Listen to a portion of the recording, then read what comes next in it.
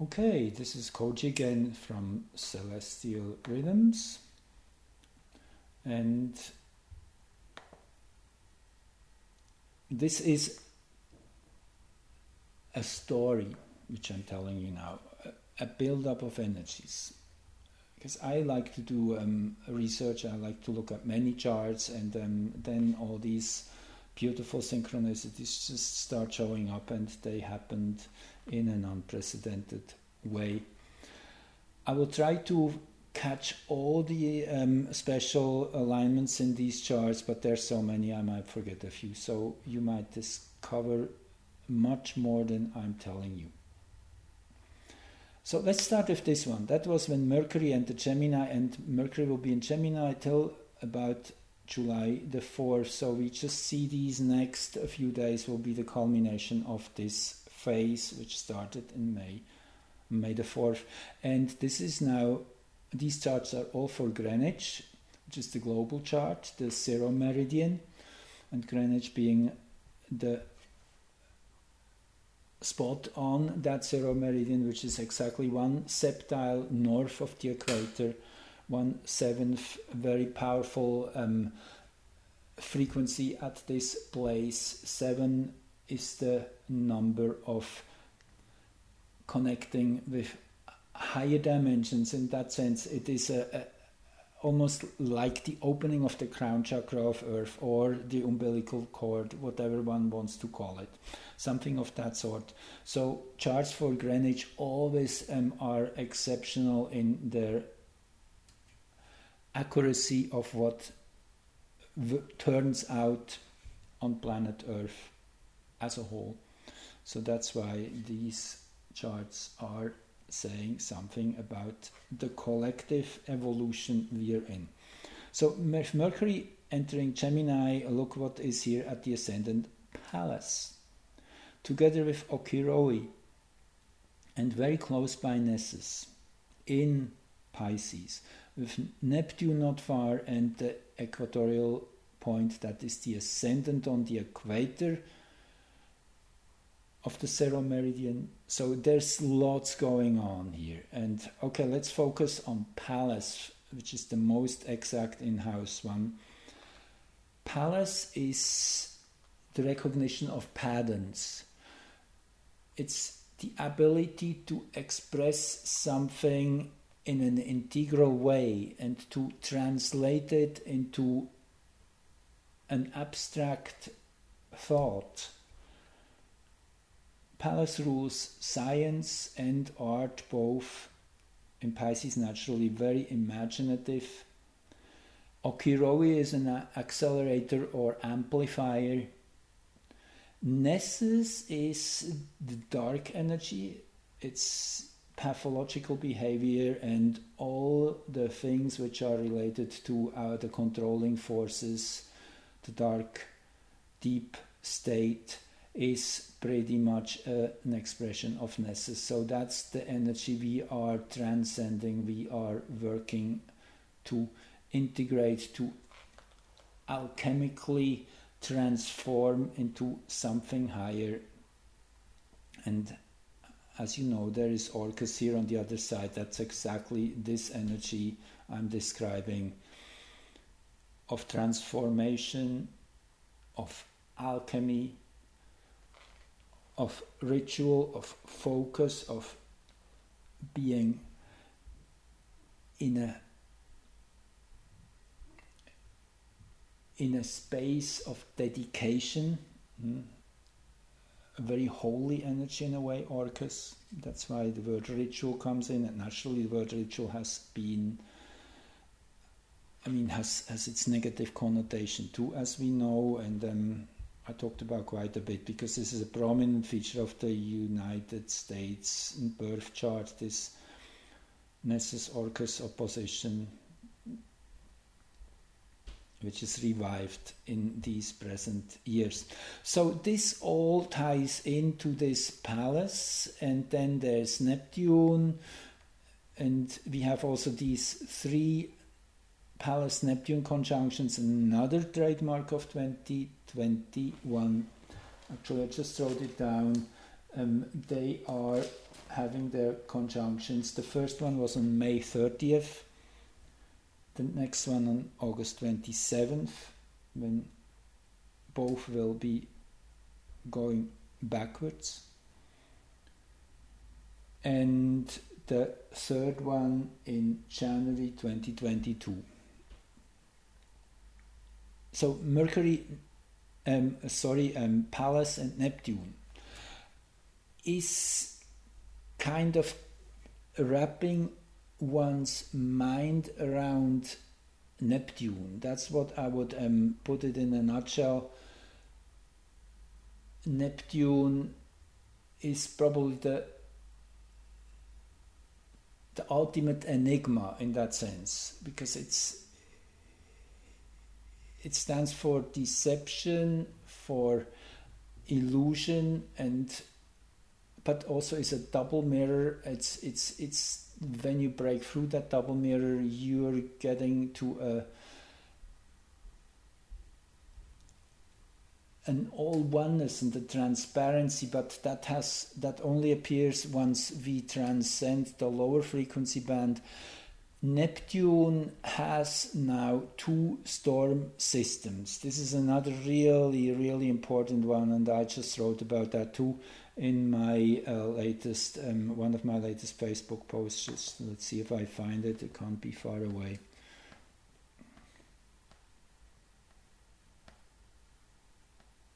Okay, here it goes. That was in 2018 when scientists found... Oh, come on, what's happening here? Okay.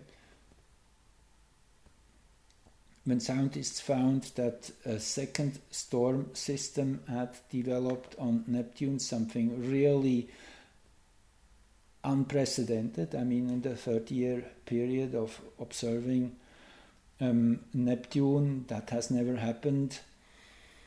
It says here, Hubble Space Telescope first spotted the vortex, that new storm, in 2018. A year later, the storm began drifting southward toward Neptune's equator, following the path of several storms before it. Usually, these dark spots on Neptune live for a few years before either vanishing or fading away.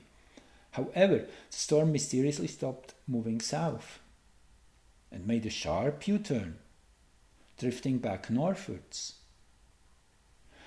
That is so unusual. That is like Neptune is awakening to a higher frequency. That's all I can describe this as, because at the same time also astronomers spotted a second smaller dark spot on the planet, which was kind of an offspring. The smaller cousin storm may be a piece of the original vortex that broke off and drifted away. We are excited about these observations because this smaller dark fragment is potentially part of the dark spot's disruption process.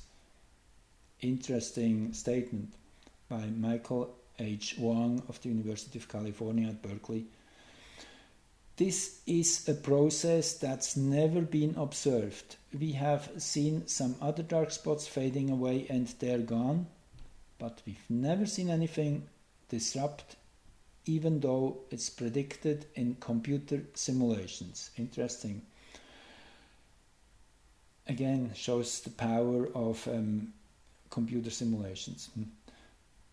So anyway, that happened in 2019, that Neptune changed its frequency, its awareness. It now has 2 eyes. I like to compare this to stereo vision, and which means we can see through the Neptunian layers more clearly and detect deception and illusions, seeing through it. That's literally what is happening. And now if we go back to the astrology here, that is what this Pallas is definitely assisting us with, to find new tools in understanding Neptune and its complexity.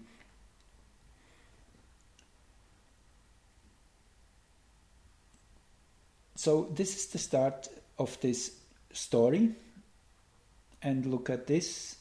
the sun here at 1352. That was when Mercury entered Gemini. I just want to here go a little forward to July the 6th, or is it this chart here? I just have to search for it quickly, sorry.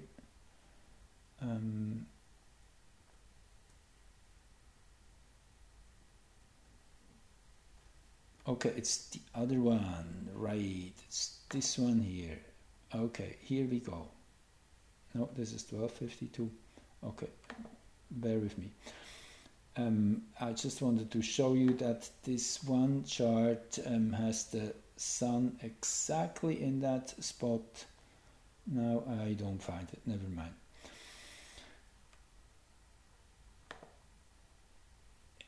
Anyway, so let's go back. Anyway, you see it's close. It's not exact. There's one which is exact, but I can't find it right now. Just this one. 13, 49. Just give me 1 sec.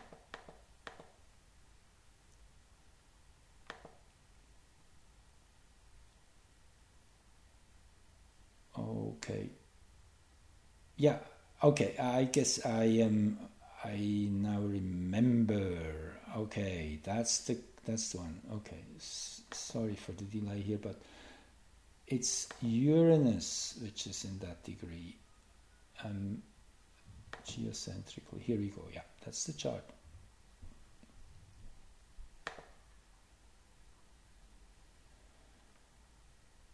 Okay, these okay, maybe it's sorry for that.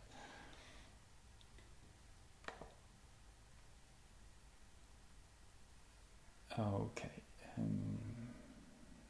this is not the one I want to show you here. Well, 1355, close enough, close enough.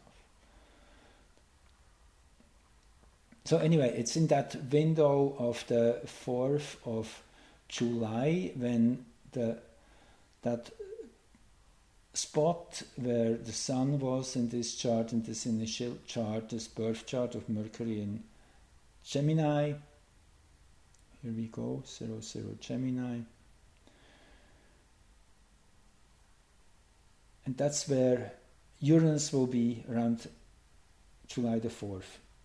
Okay, so yes, it will be quite an interesting period of time. So this was the annular eclipse. I like this chart a lot. It not only features Mercury here in the central eclipse together with Bienor, which is a free spirit,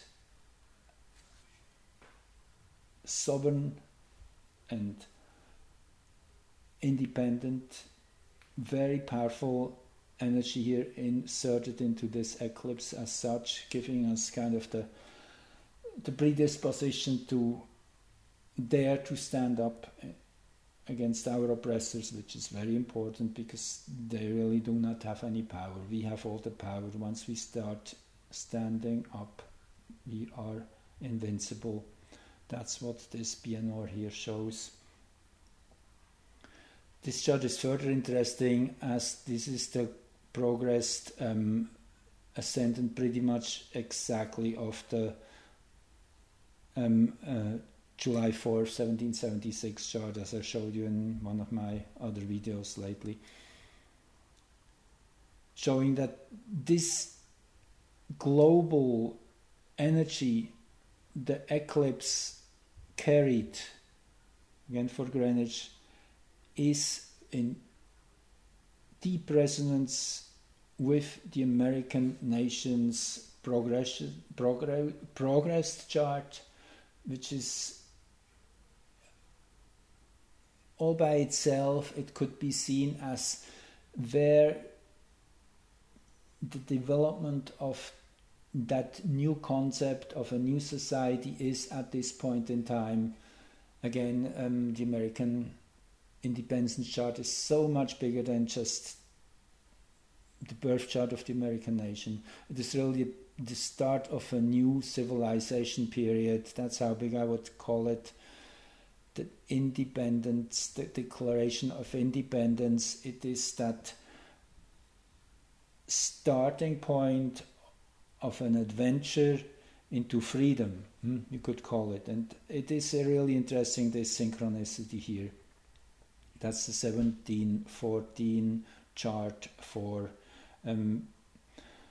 Philadelphia, Pennsylvania, July 4, 1776. That's also the chart. Then Rudyard was coming up with, and I not only admired in Rudyard as one of the greatest astrologers ever, particularly of the 20th century.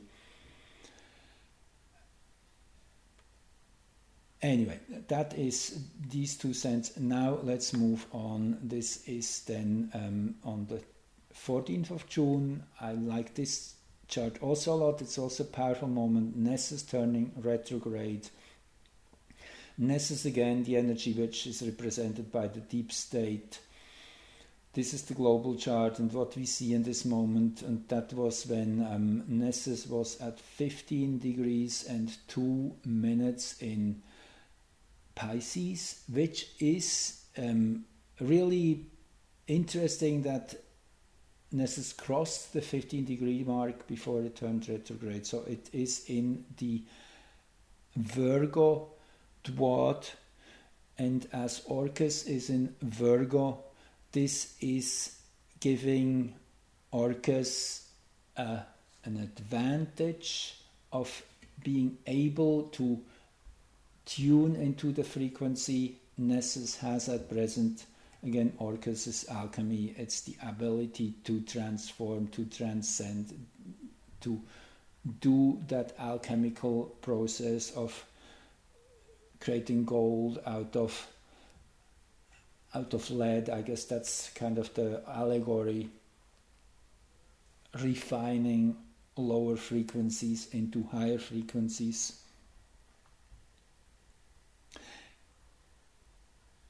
In that moment, when Nessus turned retrograde, the Sun was conjunct Auspicious.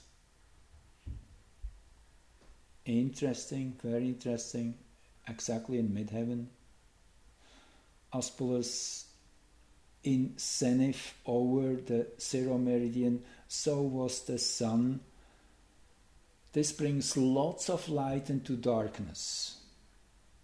Auspicious is kind of a Sherlock Holmes type of energy, of inquiry, of going in deep secrets and mysteries and riddles.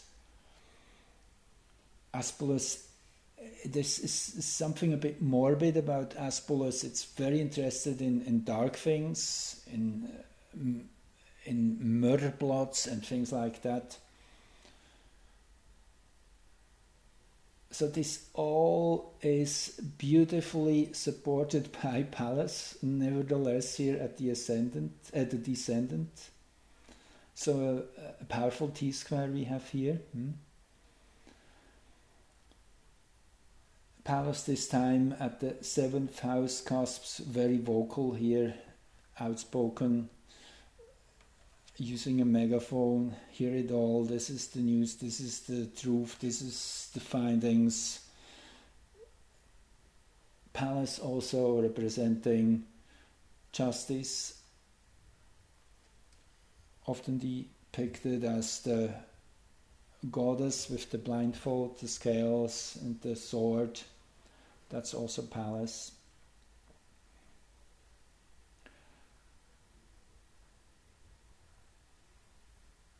Then let's just move on to the next chart I have here for you, which is then a few days later. That was just 12 hours before summer solstice. Jupiter changed direction, changed gear, started reflecting inward. That's what the retrograde periods are. When planets go retro, they stop and look inside and start to work through whatever is still unresolved from the last forward push. Again, this is the Greenwich chart. The moon rising, I like that. And Scorpio, very powerful. The moon representing the people. Radamanthus, most exactly on the ascendant, 148. Radamanthus has been put in charge to judge over the dead. Nice. Radamanthus is known as a king in the old Vedic tradition. That's what this little planet was named after. And I mean, to go with the name never fails. There is an amazing synchronicity there in the name giving. The right person is meant to find a new planet, and that is the person who is entitled to name that new body. That's how it's been ever since, and there's a deep resonance, a deep synchronicity there.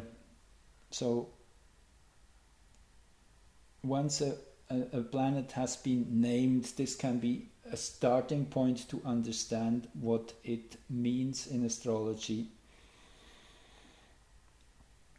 So justice and the people who are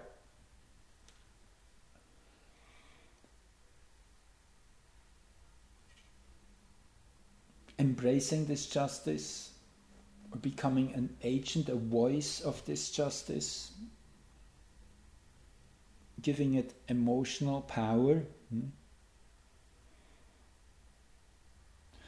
Saturn at the 4th house cusp of this powerful chart, of this powerful moment when Jupiter turns retrograde. Jupiter is the planet of the year, you could say, is the 5th planet.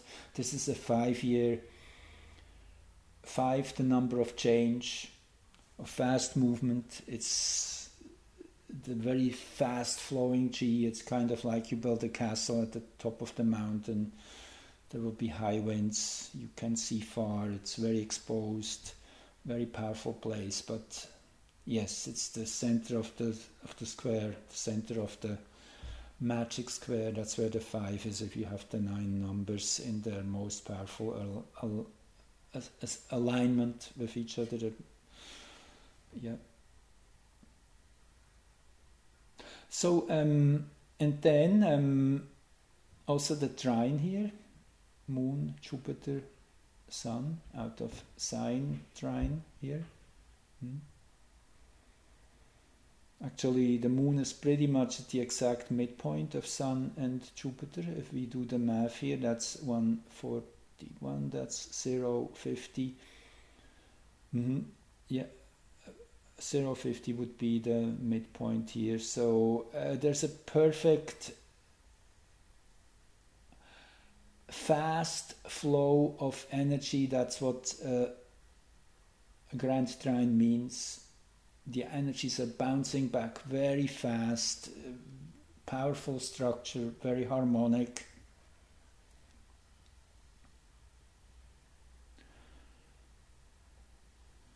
Shows that this is at the deepest level. This is a incredibly beautiful time we are in, these 5 months between June 20th and whatnot, early December, when Jupiter will turn direct again. Particularly so as Jupiter is in Pisces, which is one of its 2 signs. Before Neptune was discovered, Jupiter was ruling Sagittarius and Pisces both. And Jupiter still is ruling Pisces. Naturally, it's just now co-ruling it with Neptune. They both are in Pisces. That's even more interesting, that combination of these 2 energies. And they will come together into a conjunction in the year 2022, which is a clear sign that this will be the portal into the future. Up to then, we are still kind of getting ready for the real start into the new paradigm. So this I want to tell all the people who have high hopes in reset and things like that. I think we have to be a bit more patient. It might take a bit longer than that. We first have to get to the core of rooting out the dark state, the deep state, before this abundance really can be brought in. So that's my 2 cents on that.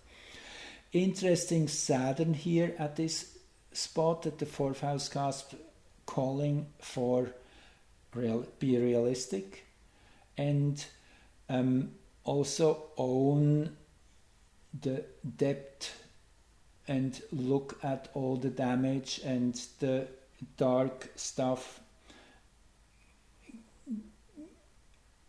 Embrace your karma. And I mean this now really in a collective way, that we have to allow everything to come to the surface.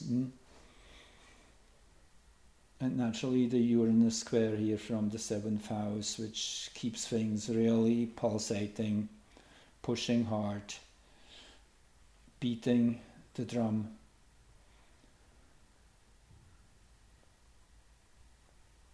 Then the next chart I have here lined up for you is then the full moon chart, just a few days ago, again for Greenwich. And here the interesting thing is that it's the same ascendant as the chart I mentioned before, the Declaration of Independence. The 5:14 p.m. chart has 1313 Sagittarius rising. So again, that resonance with the American chart, with the chart of the new Earth. That's as far as I want to go here. It is the beginning of a whole new big idea, which is just about coming full circle to maturity.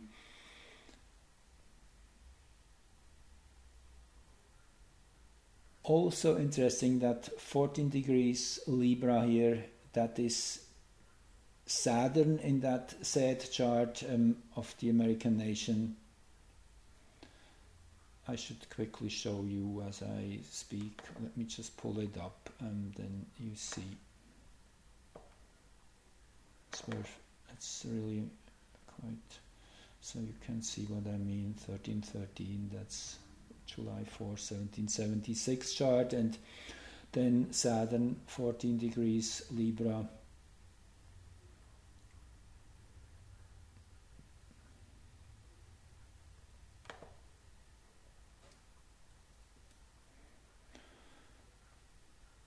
The full moon after the eclipse, definitely valid for the next 2 weeks. This energy is into something like July, what would that be, 10 or so, in the next new moon. So Juno rising, yes, Juno and Huya. So Juno is teamwork, standing together, understanding the power we have together, tuning into this energy at the American nation's ascendant again. I mean, the American nation is definitely representing that idea, but it's bigger than them. It's bigger than, because now it's really the whole, over the whole globe, there are the patriots who are supporting and who are seeing where we are going, who are clearly understanding what's going on, that America is the leading edge of a huge revolution which will lead into a new age. Huya, after a Venezuelan rain god,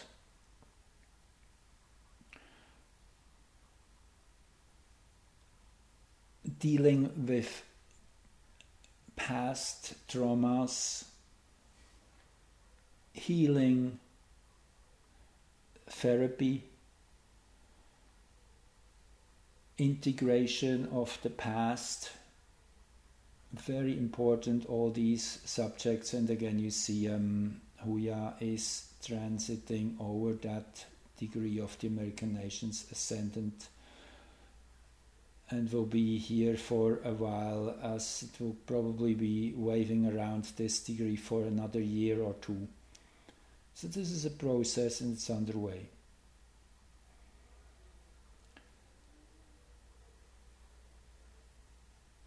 In this Greenwich chart again of the full moon, the global expression of these 2 weeks, brings the American nation into clear focus here, that this is where things will be happening. That's where you should look. That's where you should put your marbles.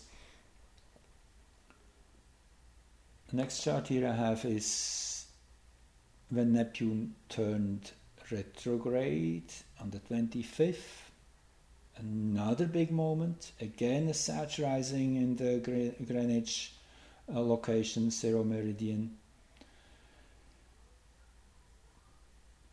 This time I find it interesting that Neptune, the one we talk about here really, the center point, is just changed directions here at this spot after moving forward for 7 months, coming to a maximum in longitude, and will now going backwards as seen from Earth.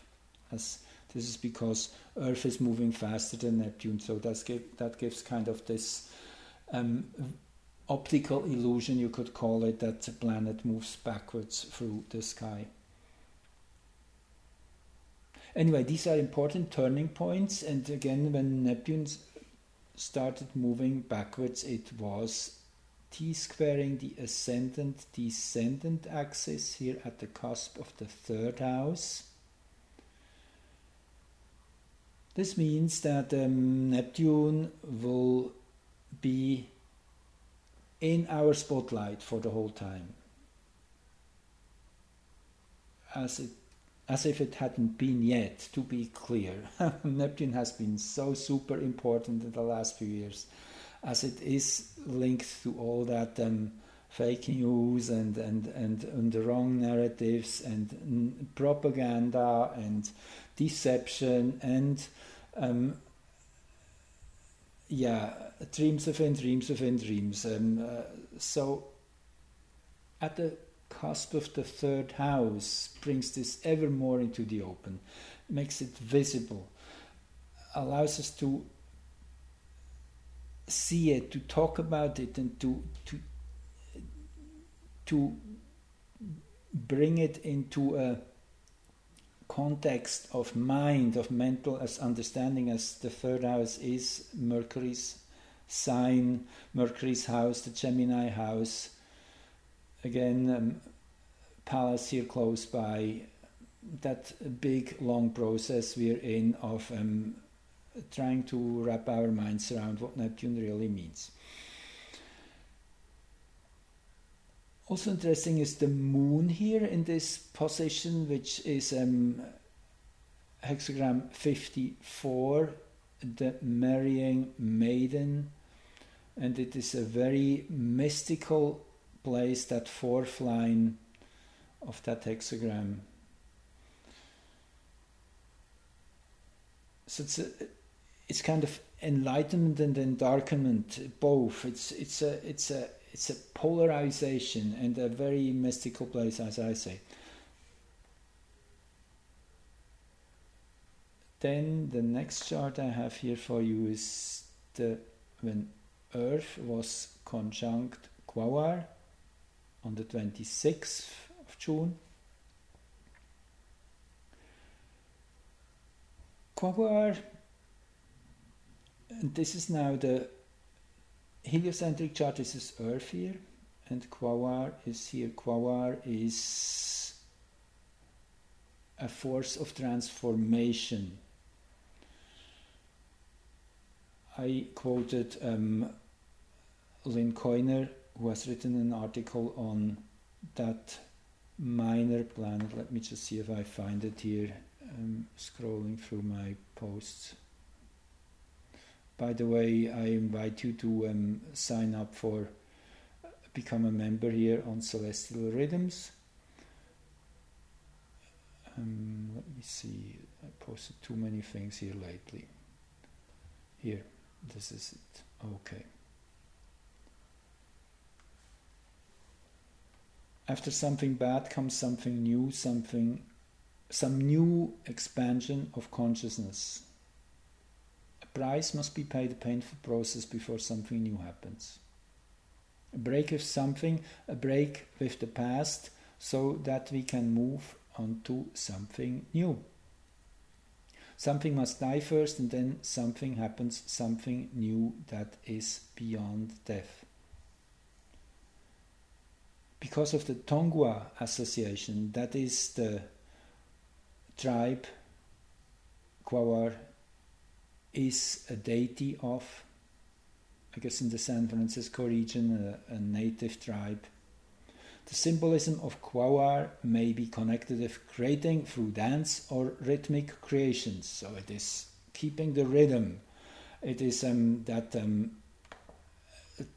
drumming circle energy. And I really, really like this chart. Again, it's just powerful. That's why I needed to show it to you. It's for Greenwich again, the global chart. That moment we have Orcus and Nessus and Okiroi here in the ascendant axis. And by the way, this is the exact T-square to the American nation's ascendant, descendant. Just showing you this here once more. With Varuna up here. Varuna. Another wonderful energy of righteousness and doing things correctly. So this is kind of the highest aim here in this chart in the 9th house, very hidden away, but that's where we're focusing in now. Varuna is very important in our present time. And Varuna here in this present chart is in early Leo here, you see, opposing Mercury. And T-squaring Rhadamanthus and Ceres here, making a grand square. So this in itself is a powerful structure. I mean, there's so much going on here overall in the present time. AW 197 conjunct Venus, conjunct the equatorial point, and Hygeia. So just want to focus on this most prominent one, Nessus Okiroi. It's the enlargement, the amplification of the dark energies which will be transmuted. And it is naturally that understanding of righteousness, of truth, of confrontation with justice and law. And the earth goddess Ceres in here also closes TX 300, which is militaristic energy of rough and rude, of just stomping one's foot down and demanding attention and demanding a voice. Again, this is a yearly alignment. Once every year the planet Earth lines up with Quawar, so this chart is valid in a way for a whole year. And this is a heliocentric chart now. I just want to emphasize that once more. Heliocentric being the underlying energies. Now, if we look at this same chart, also here, this is another one, a vertex with Jupiter. Vertex, the higher dimensional meeting point with reality. Jupiter, expansion. And this is the hexagram 49 here in this segment, which is revolution, renovation, renewal. In the 6th house, healing. So yeah, let's just move on here to the next, because I have so many here still. I want to get through this as it doesn't take too long. So Astrea, another one, which is very interesting and important these days. Yeah, there's even another chart which I wanted to include here, but let's keep it at this. So Astrea is one of the major asteroids in the asteroid belt. It's that energy of standing in the front lines, of cleaning up, of doing the work, rolling one's sleeves back. Astrea is connected with the galactic center right now as we speak. I guess we are it's still the 27th, so this is still a few hours in the future. I like this Moon-Jupiter conjunction again a lot, as well as Mars here at the 7th house cusp in Greenwich. So this indicates that yes, some real action is coming very, very, very soon. This is indicative that not for much longer it will stay quiet.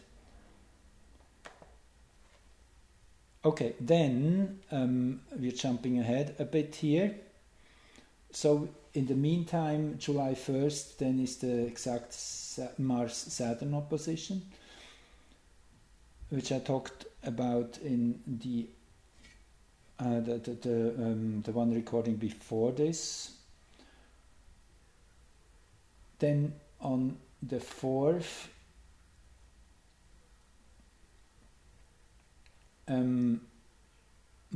okay, yes, then this is the next one. Yes, this is now the next one. Mars changing into hexagram 7, which is the army, which is very much in line with taking charge, pushing through, doing the right thing, and being guided by that power from the deep. I show you the hexagram here quickly. It's an interesting signature. Let me see if I find it here. I guess I have to open it quickly.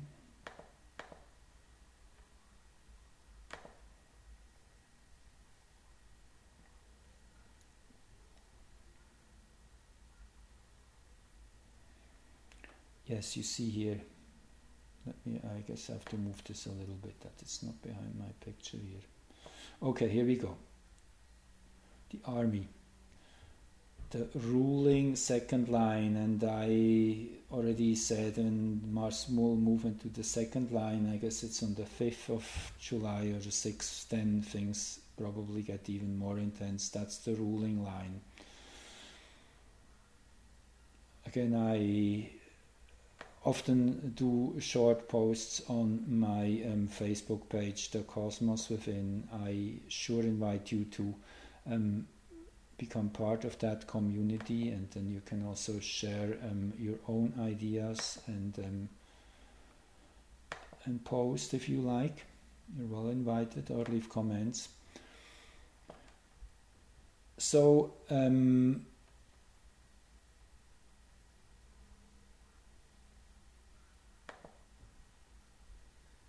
this hexagram is made up of the trigrams Kan, water, and Kun, earth, above.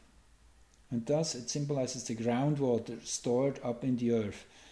In the same way, military strength is stored up in the mass of the people, invisible in times of peace, but always ready to use as a source of power. It's the power of the people, really. That's what the army is. The attributes of the two trigrams are danger inside and obedience must prevail outside. So it's danger in the inside, and then there's order and obedience on the outside, following the order, just doing exactly what is necessary to obtain control of the situation. Of the individual lines, the one that controls the hexagram is the strong line in the second place, to which the other lines are all yielding, all subordinate. This line indicates a commander because it stands in the middle of one of the two trigrams. But since it is in the lower, rather the upper trigram, it represents not the ruler but the efficient general who maintains obedience in the army by his authority. Very interesting hexagram. Mars is in there starting July the 3rd till July the 12th. Mars in Leo after all.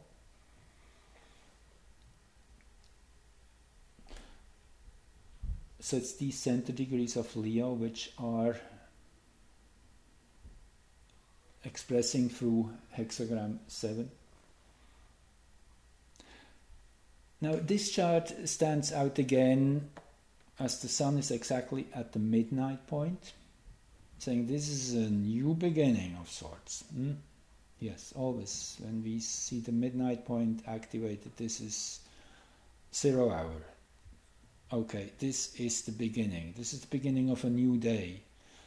4 minutes and 39 seconds into the 3rd of July as we speak of Greenwich Mean Time. The moon conjunct Eris. Eris is that energy of rebellion, of standing up towards the abuse of power, particularly Pluto. That square between the two has been interesting to say the least. For the past 2 years has this still already been quite active. I mean, you actually can say, I mean, if you think of an orb of 5-6 degrees, then this has probably been active since about 2017. It's really one of the trademarks of that struggle which presently is happening on this planet. Pluto representing again the old powers holding on to their seats and to their structures and to their reigns and towers and castles, and then there is the pioneering force of a fresh spirit, of rebellion, of demanding justice by Eris here now, brought into the emotional sphere of the people, the moon. Very, very powerful, this ingress chart. And Juno at the south node.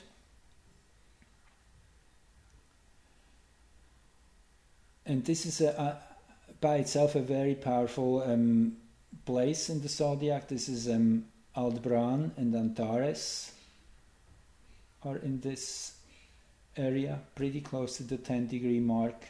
The two royal stars. Antares is a war-like energy, where the south node is. This is another kind of symbol of standing together in the fight, and very much relates with that army principle of uniting our force, of standing as one synchronized and aligned with each other frequency band. Coherent, that's the word I was looking for. Coherent light, that's what laser is. That shows really the power of coherence.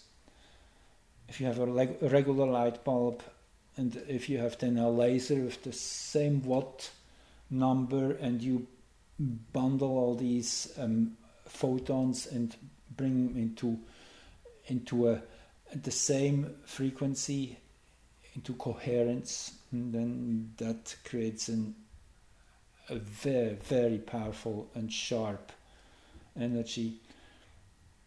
That's what I'm seeing here in this chart. Also that inconjunct here, and then the other leg of the inconjunct over here with the part of fortune connecting with Saturn. Again, Saturn, the rule of law, and bring Auspicious. Yes, it's quite remarkable, the whole thing. Now, one more thing I really want to mention here, because I mean, it's mundane astrology is so beautiful if you have all these additional tools which I'm using here. It really gives you an energetic picture of what's going on. Now let's bring in the human design for a minute, and this is the energies of the Sun here in hexagram 39, and this is the other leg, hexagram 55. That's where Jupiter is right now. Here you see a 255, that's Jupiter in the third line right now. And as of July the 1st, the Sun enters hexagram 39, which is between 9:30 and 15:07 in Cancer. That's also where the Sun is in the Declaration of Independence chart of the 4th of July. So let's look at this channel for a second, which I just show you here, this one here, and let's see what the explanation is here. And again, I'm quoting here from this website, humandesign.tools/hd/channels. So you can look this up. This is a powerful resource. This is the channel of moodiness. So this energy is active, and it is the only defined channel collectively between the 1st and roughly the 7th of July. Links the root center to the emotional center, the gate of obstruction and the gate of abundance.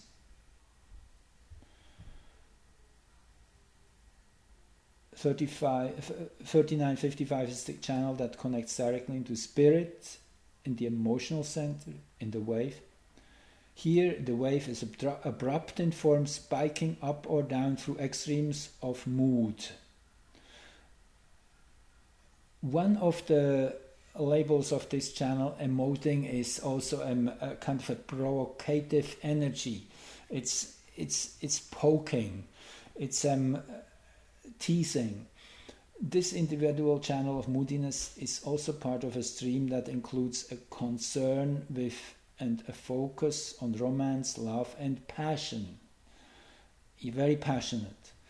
It's the root connecting with the emotional center, the solar plexus. And it's part of the individual circuit. There is a whole bunch of different circuits here in this diagram here.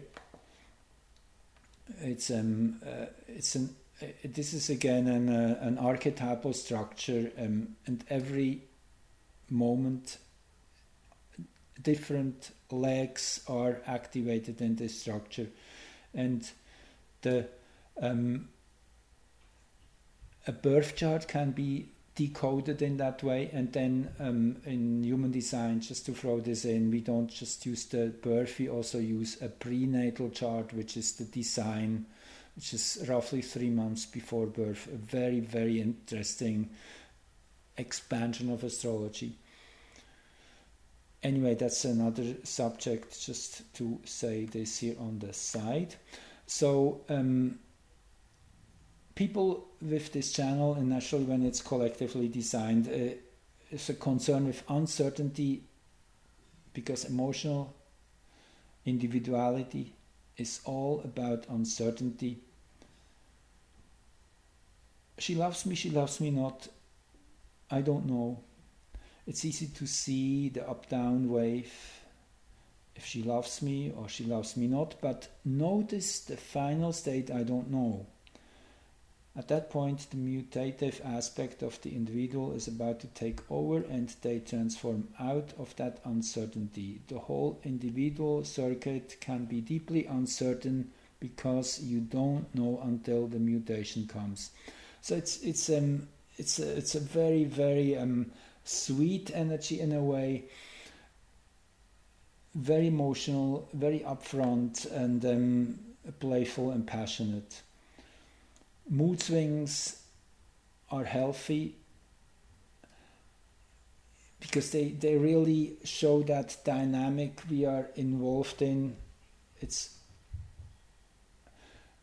also, it says here, a channel, it is good to remember there is no reason for the mood. The mood is simply a dynamic. Okay, this is something for you to watch through the next few days between July 1st and 7th.